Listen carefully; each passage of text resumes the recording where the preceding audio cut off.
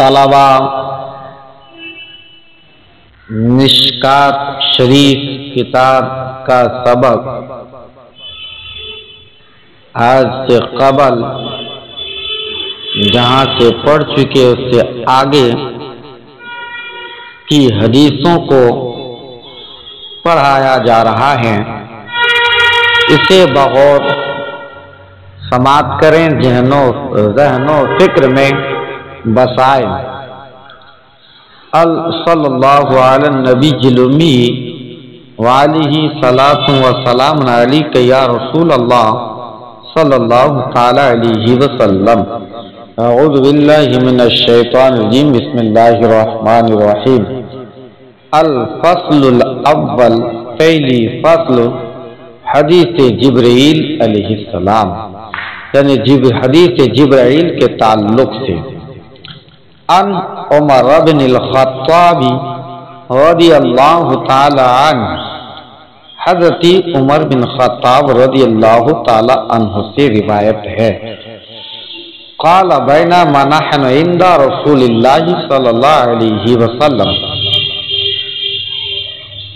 کہ ہم لوگ ایک دن رسول کائنات فخر موجودات حضور احمدی مجتبی صلی اللہ تعالی علیہ الصلوۃ والتسلیم کی مجلس میں بیٹھے ہوئے تھے۔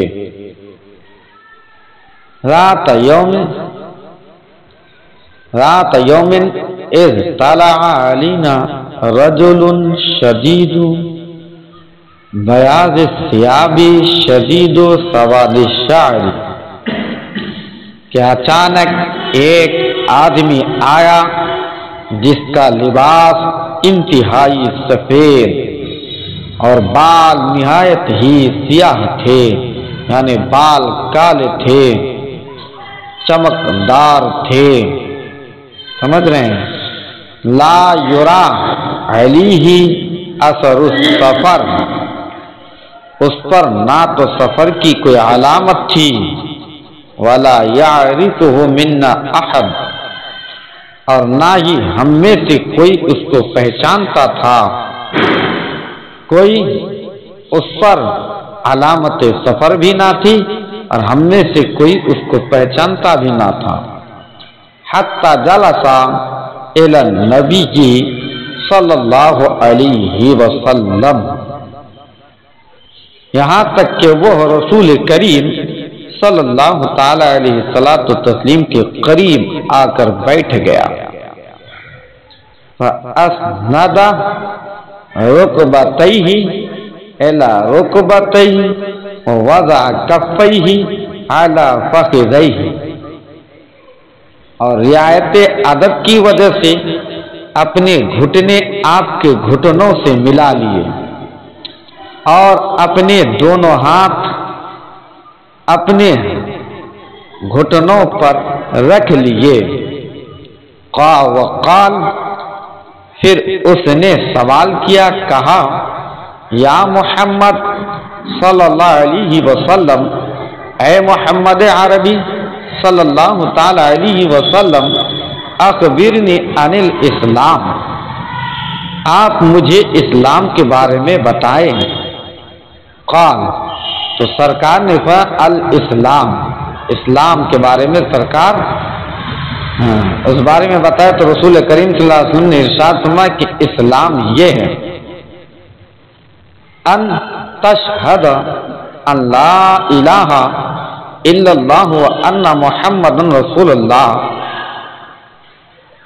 کہ تم گواہی دو کہ اللہ تعالیٰ کے سوا کوئی عبادت کے لائق نہیں اور محمد صلی اللہ علیہ وسلم اللہ کے رسول ہیں، وَتُقِيمُ الصَّلَاةَ، اور نماز کی پابندی کرو، نماز پابندی سے پڑھا کرو، وَتُؤْتِيَ الزَّكَاةَ، اور زکوٰۃ دیا کرو، وَتَصُومَ رمضان، اور رمضان المعظم کے مہینے کا روزہ رکھو، رمضان المبارک کے روزے رکھا کرو، وَتَحُجَّ الْبَيْتَ إِنِ اسْتَطَعْتَ إِلَيْهِ سَبِيلًا، اگر بیت اللہ تک پہنچنے کی استطاعت ہو اور آنے جانے کا خرچہ موجود ہو تو بیت اللہ کا حج کرو۔ قال صدقت فعجبنا لہ یسألہ ویصدقہ۔ اس شخص نے عرض کیا آپ نے سچ اور صحیح فرمایا۔ حضرت عمر رضی اللہ تعالیٰ عنہ فرماتے ہیں ہمیں تعجب ہوا کہ یہ آدمی سوال بھی کر رہا ہے اور پھر جواب کی تصدیق بھی کرتا ہے۔ قال پھر اس شخص نے کہا فاخبرنی عن الایمان، آپ مجھے اے محمد عربی روح خدا صلی اللہ علیہ وسلم آپ مجھے ایمان کے تعلق سے بتائیں کہ ایمان کیا چیز ہے، اس کے بارے میں بتائیں۔ قال ان تؤمن باللہ وملائکتہ ورسلہ وکتبہ ورسلہ والیوم الآخر وتؤمن بالقدر خیرہ وشرہ۔ تو آقا نعمت نے ارشاد فرمایا کہ ایمان یہ ہے کہ تم اللہ تعالی کو اور اس کے فرشتوں کو اور ان کی کتابوں کو، ان کے رسولوں کو اور قیامت کے دن کو دل سے تسلیم کر لو، مان لو اور اس کی بھی تصدیق کر لو کہ ہر اچھی اور بری تقدیر اللہ تعالی کی طرف سے ہے۔ قال صدقت، اس نے عرض کیا کہ آپ نے صحیح اور درست جواب دیا، صحیح اور درست جواب دیا۔ قال پھر اس شخص نے کہا، پھر اس نے سوال کا اخبرنی عن الاحسان، آپ مجھے احسان کے تعلق سے بتائیں۔ اس شخص نے سوال کیا کہ اے محمد عربی صلی اللہ علیہ وسلم احسان کیا ہے، آپ اس بارے میں بتایا۔ قال سرکار نے فرمایا ان تعبد اللہ کأنک تراہ فإن لم تکن تراہ فإنہ یراک۔ آقا نعمت نے فرمایا احسان یہ ہے کہ تم اللہ تعالی کی عبادت اس طرح کرو گویا تم اسے دیکھ رہے ہو، اور اگر کیفیت کا استحضار ممکن نہ ہو، اگر اس طرح ممکن نہ ہو تو پھر یہ خیال کر لو کہ اللہ مجھے دیکھ رہا ہے۔ قال اخبرنی عن الساعہ، پھر اس شخص نے سوال کیا کہ قیامت کے بارے میں مجھے بتائیں کہ قیامت کسے کہتے ہیں، اس تعلق سے آپ مجھے خبر دیں، بتائیں۔ قال سرکار دو عالم صلی اللہ علیہ وسلم نے فرمایا مل موصول عنہا بعلم من السائل، آپ علیہ السلام نے فرمایا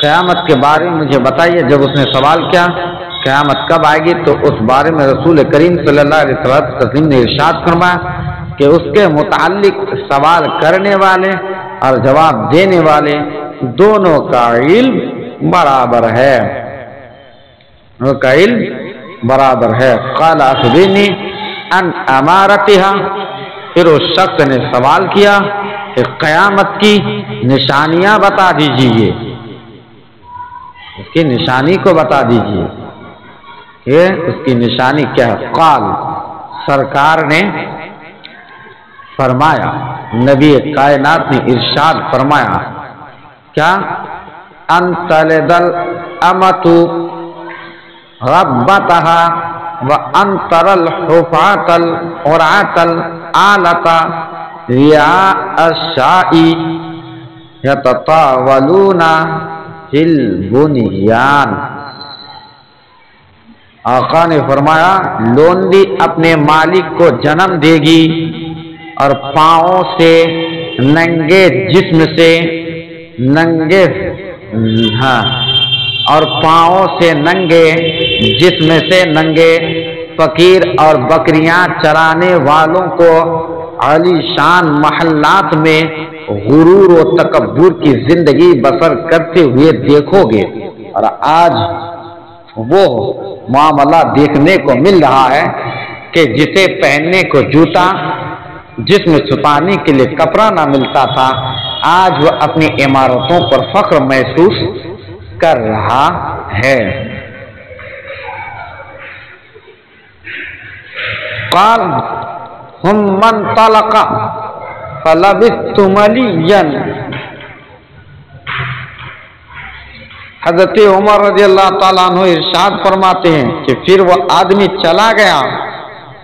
یہاں قالا سے مراد حضرت عمر فاروق اعظم ہے کہ وہ شخص چلا گیا، میں نے اس کے بارے میں فوراً آپ صلی اللہ تعالی علیہ وسلم سے کچھ نہ دریافت کیا، کچھ دیر توقف کیا، کچھ نہ دریافت کیا، توقف کیا، فلبثت مليا، کچھ دیر میں نے توقف کیا، ثم قال لي یا عمر اتدری من السائل، قلت اللہ ورسولہ،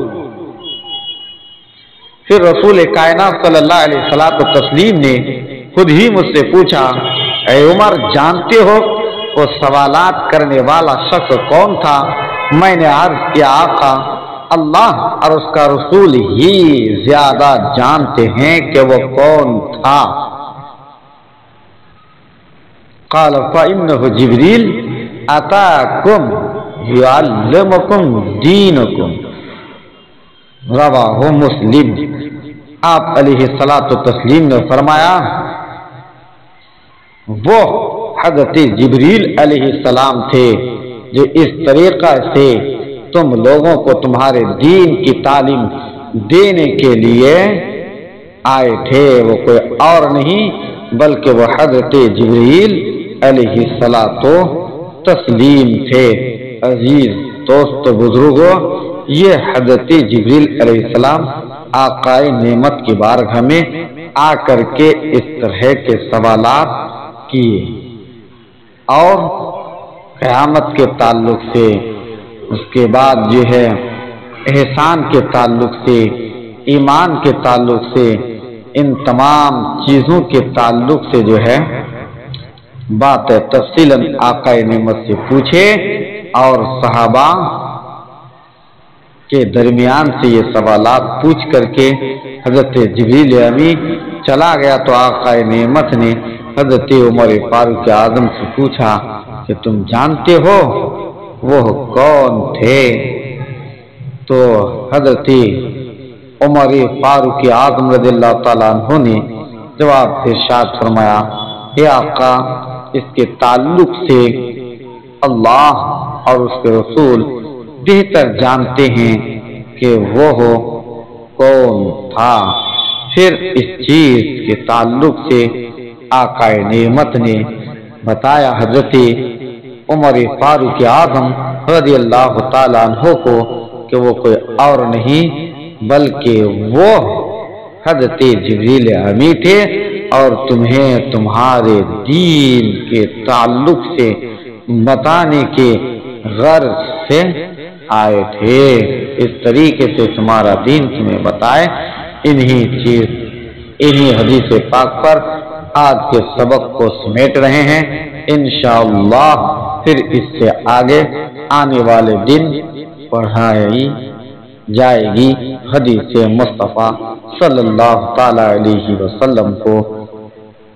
یہیں سے اپنی بات پوری کرتے ہیں انشاءاللہ۔